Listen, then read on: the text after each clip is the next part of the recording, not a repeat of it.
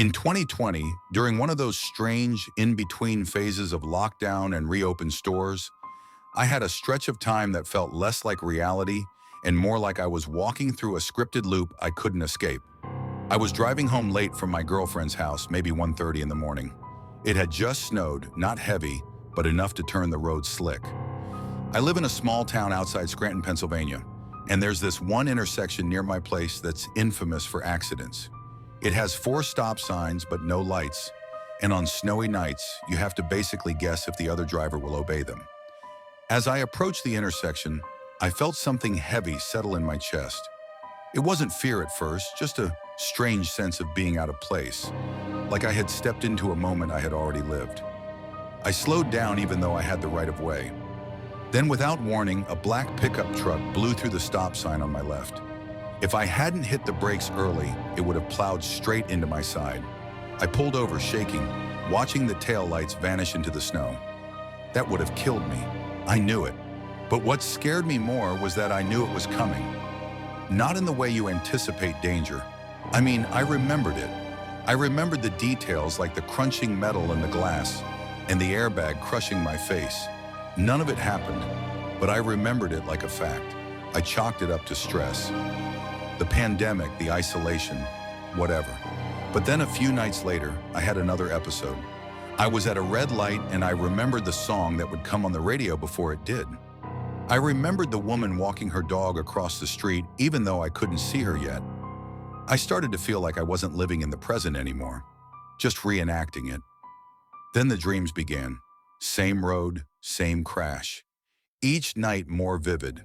In one dream, I got out of the car and saw my own body slumped in the driver's seat with my eyes glassy and a long gash across my temple. I could hear myself trying to breathe. On the 5th night, I woke up in a sweat and told myself I wouldn't take that route again. I drove 10 minutes out of the way and took the highway instead. Later that day, I got a message from a friend.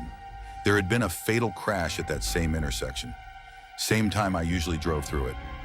Same make and color of my car. A different person, but the same ending. Ever since then, I've wondered, was I remembering my own death in another timeline? Was some part of me rerouted at the last second? Or was I just another version that got lucky while another me didn't? I haven't had deja vu like that since.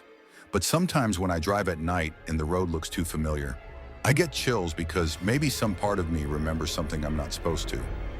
I later looked into near-death experiences and found people reporting the same kind of thing. Memories of things that hadn't happened yet.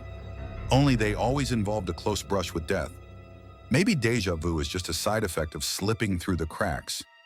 Maybe time isn't a line at all, but a constantly reloading loop, and occasionally something inside us remembers what happened before the reset. If that's true, then every time we avoid disaster, it might not be because of luck. It might be because we've already lived through it, and some part of us is trying desperately to keep it from happening again. Before I worked in IT, I spent 2 years doing overnight shifts at a long-term care home in upstate New York. It was an old facility, a little rundown, but decent enough.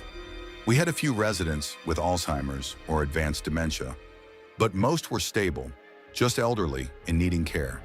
There was one woman named Miss Adelaide. She was 87, mostly lucid, very sweet, and kept to herself. She had a faded photo of a young boy on her nightstand that she called her grandson, but no one ever visited her. Over the first few months, I developed a routine. Midnight rounds, patient checks every hour. Most nights were uneventful, but every so often I'd find Miss Adelaide awake, staring at the ceiling, humming some slow, eerie tune. One night around 2:15 a.m., I found her sitting up, eyes wide open. When I asked if she needed anything, she said without blinking, "You already asked me that. You ask every night, but tonight is different." I felt this strange feeling in my gut, like she was reading a script for my future. I laughed nervously and offered her water. She declined and added, "You should remember this part." I told my supervisor, who brushed it off as confusion or dream state talk. But the next night, I got the same response from her word for word. On the 3rd night, she was gone, passed in her sleep around 1:50 a.m. When I went to her room for rounds, the bed was freshly made and her belongings were already boxed. I couldn't stop thinking about what she said. I did some digging through old records and archived notes. It turns out another night staff member had reported similar things in her file from years ago. Always at night around 2 a.m. She repeated phrases and predicted exact actions, and even once said the name of a new nurse before they introduced themselves.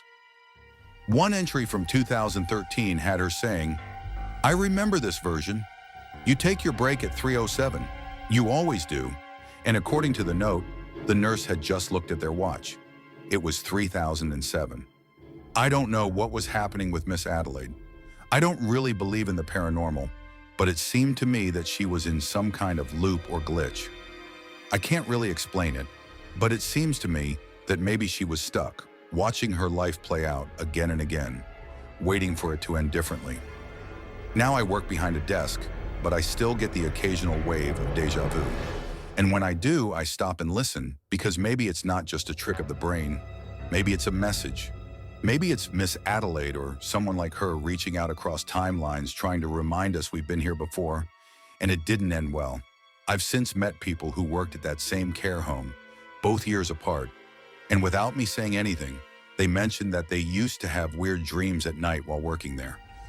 One even said a patient warned her she'd be fired soon, and then she was let go a week later due to downsizing. She didn't remember the patient's name. I just nodded and said how interesting that was.